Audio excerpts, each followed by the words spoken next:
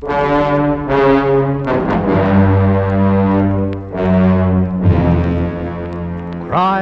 5. It's all right, Rogers. You can look at the eclipse with the others. I'll attend to the gentleman. Now then, young man, you wanted to see a ring. Anything on this tray that takes your fancy? Well, they all look big and expensive. Oh, what about this one? Yes, it's very nice. But you can scarcely tell whether it's nice or not. The lights become so bad. Would you like to take it outside where you can get a better look at it? Well, yes, thank you. The light is bad for midday, isn't it? Well, it's to be expected, of course. A partial eclipse of the sun, you know. Well, now, isn't that a lovely ring? Yes. Yes, it is, but I'm sure it's too expensive for what I've got in mind. Oh, I see. Well, then, perhaps... One moment. The tray of rings I left on the counter. It's empty. You've stolen them.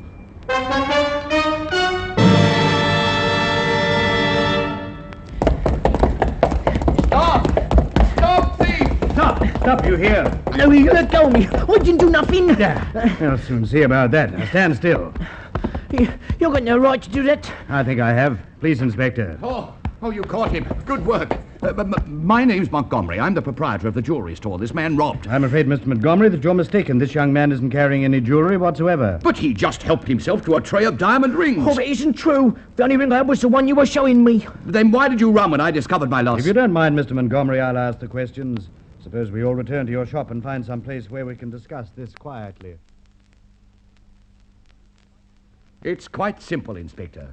Because of the eclipse, the light was bad in the shop. And I asked this young man if he'd like to see the ring he'd chosen outside. He agreed, and we went out together. Leaving the tray of things on the counter. Well, it was only for a moment, and there was no one else in the shop. I'd let the others go outside to view the eclipse. You didn't see this young man actually take the rings? He must have taken them as I turned my back to leave.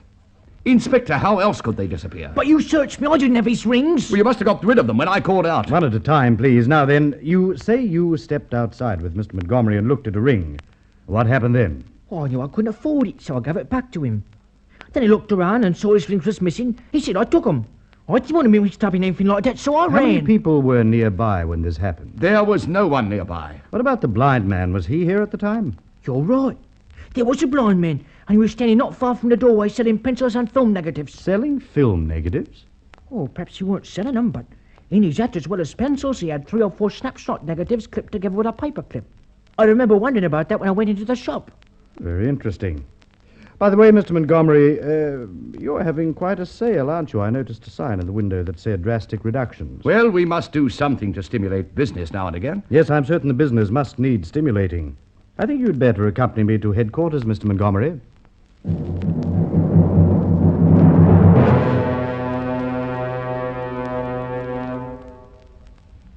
Are you suggesting that I've taken my own diamond rings? And passed them on to an accomplice who was supposedly blind. You see, Mr. Montgomery, from the moment you called out until I caught up with him, Ron wasn't out of sight. He couldn't have got rid of the rings without my seeing him. It's unfortunate for you that I happened to be passing, and that this young man was observant enough to take notice of what a supposedly blind man was holding in his hat. But Of course your accomplice was a fraud. Quite a few people use old film negatives to look through when they view an eclipse. But a blind man doesn't need that protection. I take it your rings were insured? Am I right, Mr. Montgomery?